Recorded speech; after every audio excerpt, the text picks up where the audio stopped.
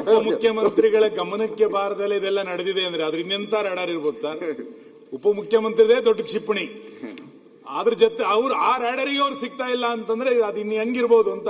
ಆ ಟೆಕ್ನಾಲಜಿ ಸ್ವಲ್ಪ ಬೇಕಾಗತ್ತೆ ನಮಗೆ. ಅಲ್ಲ ಅವ್ರದ್ದು ಒಂದು ಎಲ್ಲ ಒಂದ್ ಕಡೆ ಸಾಫ್ಟ್ ಇರ್ಬೇಕು. ಅವರು ಡಿ ಕೆ ಶಿವಕುಮಾರ್ ಒಂದ್ ಸ್ವಲ್ಪ ಸಾಫ್ಟ್ ಇದ್ದಾರೆ ಈ ವಿಚಾರವಾಗಿ.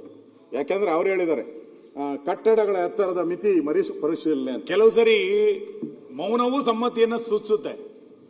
ಇಷ್ಟೆಲ್ಲ ಅವರು ಕರಪ್ಷನ್ ಅಂತ ಹೇಳ್ತಾ ಇದ್ರು, ಇದೆಲ್ಲ ಹೇಳಿದಾಗ ಡಿ ಕೆ ಶಿವಕುಮಾರ್ ಅವರು ಮೌನವಾಗಿದ್ದಾರೆ ಅಂದ್ರೆ ಸಮ್ಮತಿ ಅಂತ ಹೇಳೋದು ಅಥವಾ ಎಲ್ಲದಕ್ಕೂ ನಂದು ಒಪ್ಪಿಗೆ ಅಂತ ಹೇಳೋದು ಏನು ಅಂತ. ಸುನೀಲ್ ಅಣ್ಣ ನಿಮಿಷ, ನಾನು ನಿನಗೂ ಉತ್ತರ ಕೊಡಕ್ಕೆ ದೇವ್ರ ಶಕ್ತಿ ಕೊಟ್ಟಿದ್ದಾನೆ, ಅವ್ರಿಗೂ ಗೊತ್ತದ. Is a leader of the opposition, I should not disturb you. Reply ಕೊಡೋಕೆ ಕೊಡ್ತೀನಿ. ಏನು ಮಧ್ಯ ಎದ್ದು ನಿಂತ್ಕೊಂಡು ಮಾತಾಡಿದ್ರೆ in leader of the opposition ಮಾತಾಡೋಕು ಸುಮ್ಮನೆ ಡಿಸ್ಟರ್ಬ್ ಮಾಡೋದು ಬೇಡ. ಕೊಡ್ತೀನಿ, ಬೇಕಾದ್ರೆ ಒಂದೊಂದು ಪಾಯಿಂಟ್ಗೂ ಉತ್ತರ ಕೊಡಕ್ಕೆ ನನ್ಗೇನ್ ಪೇಪರ್ ಏನು ಬೇಡ. ನಾವು ನಿಮ್ಮ ಆಡಳಿತದಲ್ಲಿ ಹೆಂಗ್ ನಿರೀಕ್ಷೆ ಮಾಡಿದ್ವಿ ಅಂದ್ರೆ, ಮೊನ್ನೆ ಈ ಖಾತಾದ ವಿಷಯ ಮಾತಾಡಿದಾಗ ಸಾಕ್ಷಿ ಇದೆಯಾ ಎಲ್ಲಿದೆ ಅಂತ ಕೇಳಿದ್ರಿ. ಒಂದ್ ನಿಮಿಷ ಆನ್ಸರ್ ಮಾಡಿ. ಈ ತರದೊಂದು ದಾಖಲೆ ಸಮೇತ ಅವ್ರು ಕೊಟ್ಟಾಗ ನಿಮ್ಮ ಆಡಳಿತ ಚೆನ್ನಾಗಿದೆ ಅಂತ ಆಗಿದ್ರೆ ನೀವು ಸ್ಪಾಟ್ ಅಲ್ಲಿ ಸಸ್ಪೆಂಡ್ ಮಾಡ್ತೀರಿ ಅಂತ ನಿಂತ್ಕೊಂಡು ಅಂತ ಹೇಳ್ತಾ ಇದ್ದೆ, ಅನ್ಕೊಂಡಿದ್ದೆ. ನೀವು ಅದನ್ನ ಏನು ಮಾಡ್ತಾ ಇಲ್ಲ ಅಂತಂದಾಗ ಸುಮ್ನೆ ನಾನು ಒಬ್ಬ ನೀವು ಇದ್ರಲ್ಲಿ ಏನು ಭಾಗಿಯಲ್ಲ, ಅದ್ರ ಸಮ್ಮತಿ ಇದೆಯಾ ಅಂತ ಅಷ್ಟೇ. ನಿಮ್ ಸಮ್ಮತಿ ಇರ್ಬೇಕಷ್ಟೇ, ನಮ್ ಸಮ್ಮತಿ ಇಲ್ಲ. ಈಗೂ ಫೋನ್ ಪೇ ಕೊಟ್ಟಿದ್ದಾರೆ, ಎಲ್ಲದೂ ಕೊಟ್ಟಿದ್ದಾರೆ, ಇನ್ನೇನ್ ಬೇಕು, ಇನ್ನೇನ್ ದಾಖಲೆ ಬೇಕು? ಉತ್ತರ ಕೊಡೋ ಟೈಮಲ್ಲಿ ಉತ್ತರ ಏನ್ ಬೇಕೋ ನಾನು ಹೇಳ್ತೀನಿ. ಈಗ ಯಾಕೆ ಸುಮ್ಮನೆ ಬೇಕಾದ್ರೆ ಡಿಸ್ಟರ್ಬ್ ಮಾಡುವಂತ ಅಂದ್ರೆ ಎಲ್ಲರೂ, ನಾನೊಬ್ನೇ ಅಲ್ಲ, ಇಲ್ಲಿ ಇರೋರೆಲ್ಲ ಎದ್ದು ನಿಂತ್ಕೋತಾರೆ, ಆಲ್ ಬೇಕಾದ್ರೆ ಎದ್ದು ನಿಂತ್ಕೋತಾರೆ. ನಾನು ಸುಮ್ಮನೆ ಮಾತಾಡಕ್ ಬಿಟ್ಟಿದ್ದೀನಿ. ಇವತ್ತು ಅವ್ರನ್ನ ನಿಲ್ಸ್ಕೊಳ್ಳಿ, ಅವ್ರನ್ನೆಲ್ಲ ಯಾವಾಗ ಬೇಕು ಅವಾಗ ಎದ್ದು ನಿಲ್ಸ್ಕೊಳ್ಳಿ. ಈ ಆನ್ಸರ್ ಗೆ ನಿಲ್ಸ್ಕೊಳ್ಳೋದು ಬೇಡ ನೀವು. ಅವ್ರಿಗೆ ಯಾವಾಗ ಬೇಕು ಅವಾಗ ಎದ್ದು ನಿಲ್ಸ್ಕೊಳ್ಳಿ, ಏನ್ ತೊಂದ್ರೆ ಇಲ್ಲ. ಇದಕ್ಕೆ ಉತ್ತರ ಕೊಡಿ. ಈಗ ಎಲ್ಲರೂ ಮಾತಾಡ್ತಿರಲ್ಲ.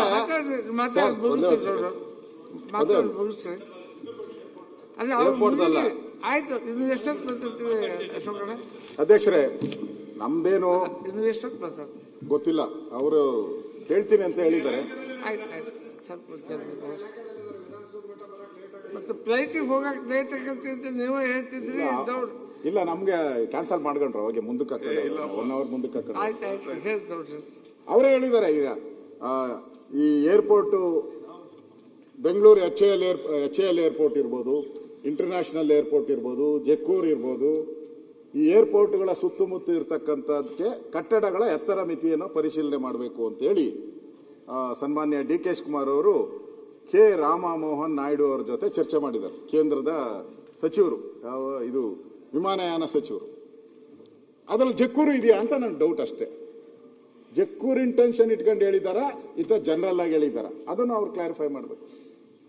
ಯಾಕಂದ್ರೆ ರೈಸ್ ಮಾಡೋದು ಇದು ಏನಾದ್ರು ಒಂದು ರೆಕಾರ್ಡ್ ಹೋಗ್ಲಿ ಬಿಡಿ. ಈಗ ನಾನು ರಾಮಮೋಹನ್ ನಾಯ್ಡುನ ಭೇಟಿ ಮಾಡೋದು ನಿಜ.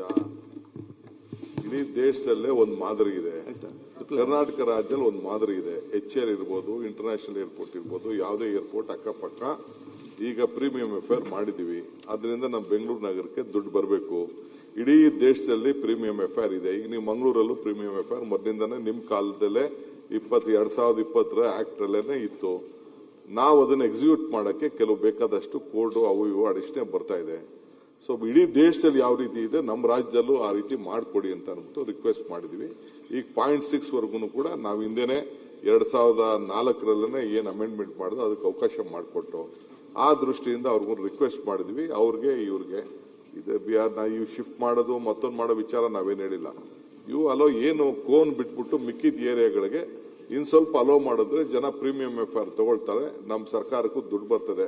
ಅಷ್ಟು ಹೇಳಿವೆ ಹೊರತು, ಅಷ್ಟರಲ್ಲೇ ನಾವಿದ್ದೀವಿ ಹೊರತು ಇನ್ನು ಅವರು ನಮ್ಮ ಸೆಂಟ್ರಲ್ ಗೌರ್ಮೆಂಟ್ಗೆ ಇವರು ಡಿಫೆನ್ಸ್ ಮಿನಿಸ್ಟರ್ಗೆ ನಾವು ಕಳಿಸ್ಕೊಡ್ತೀವಿ ಅಂತ ಅವ್ರು ಹೇಳಿದ್ದಾರೆ. ಡಿಫೆನ್ಸ್ ಮಿನಿಸ್ಟರ್ಗೆ ಒಂದು ಪತ್ರ ಕೂಡ ನಾನು ಬರೀತಾ ಇದ್ದೀನಿ ಆ ವಿಚಾರದಲ್ಲಿ.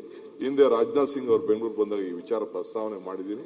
ಯಾಕೆಂದ್ರೆ HAL ಕ್ಲೋಸ್ ಆಗಿದೆ, ಅಲ್ಲಿ ಯಾವುದು ಟ್ರೈನಿಂಗ್ ಏನಿಲ್ಲ. ಏನಿದ್ರು ತುಮಕೂರಿಗೆ ಇವ್ರು ಜಾಗ ಕೊಟ್ಟರು, ಎತ್ಕೊಂಡೋಗಿ HAL ಹೆಲಿಕಾಪ್ಟರ್ ಡಿವಿಷನ್ ಅಲ್ಲಿ ಮಾಡಿದ್ವಿ. ಸೊ ಪರ್ಮಿಷನ್ ಕೊಡಿ, ಇನ್ನು ಸ್ವಲ್ಪ ಎನ್ಹಾನ್ಸ್ ಮಾಡೋಕ್ಕೆ ಹೈಟ್ನ ಅಂತ ಒಂದು ರಿಕ್ವೆಸ್ಟ್ ಮಾಡಿದ್ವಿ. ಅದು ನೆಕ್ಸ್ಟ್ ಮೀಟಿಂಗ್ ಅಲ್ಲಿ ಆಗ್ತದೆ. ಇದು ಯಾವುದು ಜಕ್ಕೂರ್ ವಿಚಾರ ನಾವು ಪ್ರಸ್ತಾವನೆನೂ ಮಾಡಿಲ್ಲ, ಅದು ಸಂಬಂಧನೂ ಪಟ್ಟಿಲ್ಲ. ತಾವು ಹೇಳ್ದಂಗೆ ಬಂದಿತ್ತು, ಈ ಸಬ್ಜೆಕ್ಟ್ ಬಗ್ಗೆ ಬಂದಿತ್ತು. ಬಂದಾಗ ನಮ್ಮ ಕೃಷ್ಣ ಬೈರೇಗೌಡರು ಏನು ಸ್ಟ್ಯಾಂಡ್ ಹಿಂದೆ ಏನು ಹೇಳಿದ್ರು, is also on the same stand. Government ಕೂಡ ಅದಕ್ಕೆ ಸಮ್ಮತಿಯಾಗಿ ಚೀಫ್ ಮಿನಿಸ್ಟರ್ ಕೂಡ ಅದಕ್ಕೆ ಒಪ್ಪಿದ್ದಾರೆ. ಈಗ ನಾವು ಅದ್ರ ಬಗ್ಗೆ ಸದ್ಯಕ್ಕೆ ಯಾವ ವಿಚಾರ ಕೂಡ ನಾವು ಚರ್ಚೆ ಮಾಡ್ತಾ ಇದ್ದೀವಿ. ಜಾರ್ಜ್ ಅವರು ಏಕಾಂಗಿ